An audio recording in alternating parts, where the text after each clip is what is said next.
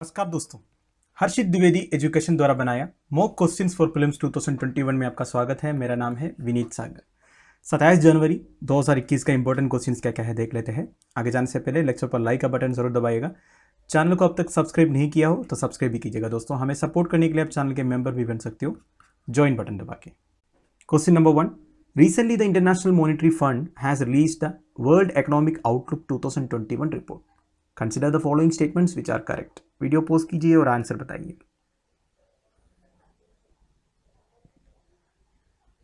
I hope आपने answer किया होगा। Now the answer is option D, all of the above. तीनों statement सही है। अब देखो दोस्तों, इंटरनेशनल मॉनेटरी फंड के बारे में। इंटरनेशनल मॉनेटरी फंड जो है दोस्तों 1944 में एक ब्रेटन वुड्स कॉन्फ्रेंस हुआ था। इसके बाद 27 दिसंबर 1945 को फॉर्म हुआ। ठीक है, इसकी हेडक्वार्टर जो है वाशिंगटन डीसी में है। करीब 190 कंट्रीज जो है अभी इंटरनेशनल मॉनेटरी फंड का मेंबर्स है। अब देखो इसके ऑब्जेक्टिव क्या है, fostering global monetary cooperation, securing financial stability. तो बेसिकली दोस्तों आईएमएफ जो है कंट्रीज को लोन देते हैं जिसको रिक्वायरमेंट है। ठीक है, अब देखो IMF is a specialised agency of United Nations. ये इंपॉर्टेंट है, यूनाइटेड नेशंस का एक स्पेशलाइज्ड एजेंसी है इंटरनेशनल मॉनेटरी फंड। अब दोस्तों ये जो पैराग्राफ है ग्रेट डिप्रेशन के बारे में, एक बार बेसिक जान लेते हैं। ग्रेट डिप्रेशन क्या है दोस्तों? Worst economic downturn in the history of industrialised world. मतलब 1929 अक्टूबर को वॉल स्ट्रीट स्टॉक मार्केट जो है क्रैश हुआ था। इसके बाद एक ग्लोबल फाइनेंशियल क्राइसिस रहा था करीब 10 साल तक, 1929 से लेकर 1939 तक। तो इसको ग्रेट डिप्रेशन बोलते हैं दोस्तों। तो हमारे क्वेश्चन पर आता है, तीनों स्टेटमेंट सही है। वैसे पहला क्या है, 2/3 of the countries in the world are members of international monetary fund. बिल्कुल सही है, क्योंकि 190 मेंबर्स मतलब करीब हो गया ना, 2/3 से ज़्यादा ही हो गया। International monetary fund is a specialised agency of UN. बिल्कुल सही। तीसरा क्या है दोस्तों, देखो breakdown of the international monetary cooperation during the great depression led to the development of IMF. दोस्तों आईएमएफ की हिस्ट्री अगर देखोगे ना तो आपको ये पता चलेगा 1929 अक्टूबर को जो स्टॉक मार्केट क्रैश हुआ एंड जो इकोनॉमिक क्राइसिस आ गया ना, इसके बाद एक इंटरनेशनल मॉनेटरी कोऑपरेशन था, तब ये क्रैश हो गया था। इसके बाद आईएमएफ बनाने का प्लान चला, फिर ये जाके ये जो ग्रेट डिप्रेशन एक सबसे बड़ा कारण रहा इंटरनेशनल मॉनेटरी फंड बनाने का। तो ये भी स्टेटमेंट जो है सही है। तो इसमें इंपॉर्टेंट और एक पॉइंट है दोस्तों, वर्ल्ड इकोनॉमिक आउटलुक जो है इसके बारे में सुबह हर्षित सर ने जो रिपोर्ट में क्यों जो इंडिया के बारे में है, इंडिया की जो इकोनॉमी के बारे में कुछ लिखा है, ग्रोथ परसेंटेज के बारे में, वो भी देख लेना आप लोग। वैसे वर्ल्ड इकोनॉमिक आउटलुक जो है कौन रिलीज करता है? अपना international monetary fund, right. Question number 2, what is NGC 4535 recently seen in news. Video pause कीजिए और आंसर बताइए। आई होप आपने आंसर किया होगा। Now the answer is option A spiral in a distant Galaxy in the Virgo constellation.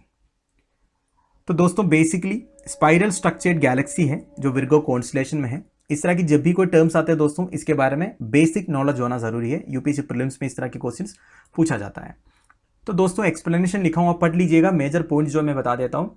ये जो NGC 4535 है, इसका इमेजेस कैप्चर किया है नासा का हबल स्पेस टेलीस्कोप जो स्पेस में है। ठीक है, अब देखो इसको लोस्ट गैलेक्सी भी बोलते हैं। It is one of the largest of some 2000 galaxies in the Virgo cluster. Virgo cluster का one of the largest galaxy है। इसकी स्ट्रक्चर आप देखो, इस फोटो में आप देख सकते हो स्पाइरल स्ट्रक्चर है। ठीक है, इस तरह स्पाइरल स्ट्रक्चर है। अब क्या है, 50 मिलियन लाइट ईयर दूर है अर्थ से, और 1785 में इसका डिस्कवरी हुआ था बाय विलियम हर्शल, जिन्होंने प्लैनेट यूरानस को भी फाउंड किया था। तो दोस्तों इतनी पॉइंट्स काफ़ी है, आपको बेसिकली मालूम होना चाहिए ये है क्या। Question number 3, recently as per the International Monetary Fund, India's public debt ratio is projected to jump by 17 percentage points to almost 90% because of an increase in public spending due to COVID-19. Consider the following statements which are correct. Video post कीजिए और answer बताइए।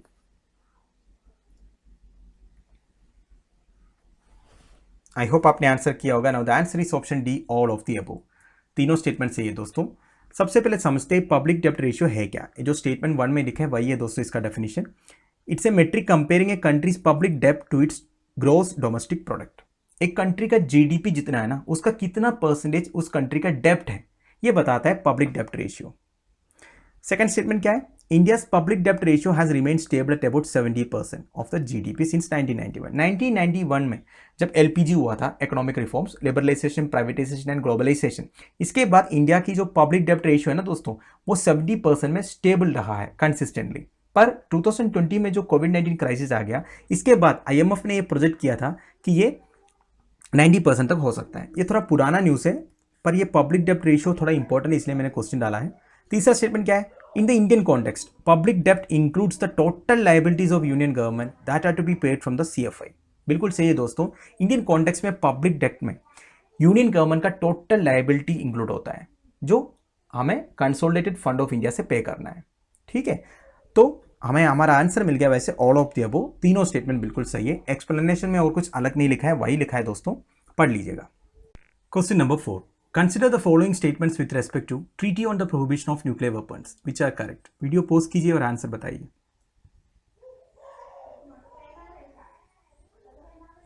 I hope आपने answer किया होगा। Know the answer is option D, all of the above. तो दोस्तों तीनों statement सही है। दोस्तों treaty on prohibition of nuclear weapons, एक बार हमने इसके बारे में डिस्कस किया था। देखो जुलाई 2017 में यूएन नेगोशिएशन कॉन्फ्रेंस ने अडॉप्ट किया था, रिसेंटली ये इन फोर्स में आ गया। देखो दोस्तों ये ट्रीटी जो है complete elimination of nuclear power है। इसमें क्या लिखा है, treaty limit signatories to not develop, test, produce, manufacture, otherwise acquire, process और स्टॉकपिल, मतलब कंप्लीट न्यूक्लियर पावर एलिमिनेशन की बात किया जा रहा है। इसलिए ही इसमें मैक्सिमम कंट्रीज जो न्यूक्लियर पावर्ड कंट्रीज है उन्होंने साइन नहीं किया है। इसमें मेन कंट्रीज है US, Russia, UK, China, France, India, Pakistan, North Korea and Israel. ये सब कंट्रीज ने अभी तक treaty on the prohibition of nuclear weapons में साइन नहीं किया है दोस्तों। Japan, world's only country to suffer nuclear attacks, also does not support the treaty. ठीक है, जापान भी सपोर्ट नहीं करता है। हमारे क्वेश्चन के स्टेटमेंट्स देख लेते हैं। पहला क्या है, डेफिनेशन ही लिखा है, treaty ban the ratifying countries to develop, test, produce, acquire, possess और stockpile nuclear weapons under any circumstances। बिल्कुल सही है दोस्तों, ये सबसे पावरफुल ट्रीटी लग रहा है पर मैक्सिमम कंट्रीज इसमें साइन नहीं किया है।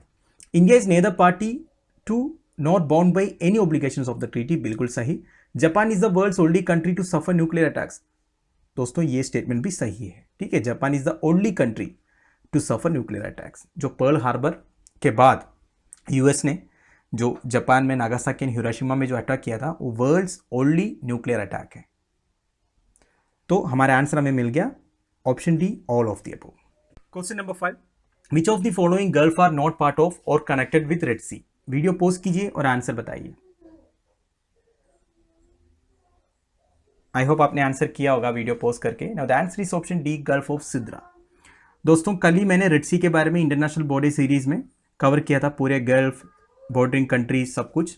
और एक बार दिखा देता हूं दोस्तों, देखो इसमें कौन कौन सा लिखा है। सबसे पहले देखते हैं gulf of Aden, gulf of Suez and gulf of Aqaba. ये तीनों एक्चुअली रेड सी में दोस्तों। गल्फ ऑफ एडन आपको दिख रहा है इधर, ये जो है गल्फ ऑफ एडन जो रेड सी के नीचे आ रहा है। गल्फ सी के ऊपर ये जो दिख रहा है ना दोस्तों, ये है गल्फ ऑफ सुएज।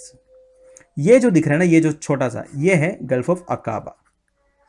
ठीक है, तो गल्फ ऑफ सिद्रा जो है मेडिटेरेनियन सी में आता है, करीब इधर आता है दोस्तों, इस तरफ आता है।